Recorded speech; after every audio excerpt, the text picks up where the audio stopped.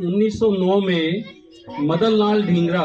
क्योंकि ये जानते थे कि भी भारत में जब मुकदमा चलेगा तो फिर गुजर रहा था,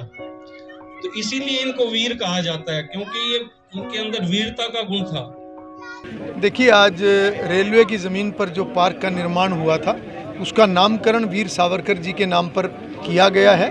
और ये एक समाज की एक मांग हमेशा रहती है और वो हमारी जिम्मेवारी। जितने भी क्रांतिकारी जिन्होंने मानवता के लिए, समाज के लिए, देश के लिए उन्होंने अपना पूरा जीवन न्यौछावर किया, ऐसे सभी महान क्रांतिकारियों की, महापुरुषों की जीवनी लोगों को के बच्चों को, ख़ास तौर पर जो हमारे युवा हैं और हमारे बच्चे हैं, उनको हमें बतानी चाहिए। और कहीं ना कहीं उनके दिखाए हुए मार्ग पर अगर हमारा समाज चलेगा, हमारे युवा चलेंगे, हमारे बच्चे उस संस्कार के साथ बढ़ेंगे, तो मैं समझता हूं कि समाज वास्तव में तभी एक स्वस्थ समाज बन सकता है। और ये राष्ट्रभक्ति का भाव हर नागरिक के अंदर होना चाहिए। सरकार की जिम्मेवारी विकास के नाते बहुत जिम्मेवारी होती है, अन्य व्यवस्थाओं की जिम्मेवारी होती है, मगर करने का काम ये पूरे समाज को मिलकर ये करना है। उस नाते से हमारी एक कोशिश भी है कि जितने भी हमारे संस्थान हैं, चाहे चौक हैं या सड़कें हैं, उन सभी का नामकरण, बहुत सारे चौक और सड़कों का नामकरण महापुरुषों के नाम पर हुआ है और आने वाले समय में और भी इस प्रकार से जो हमारे महापुरुष हैं उनके नाम पर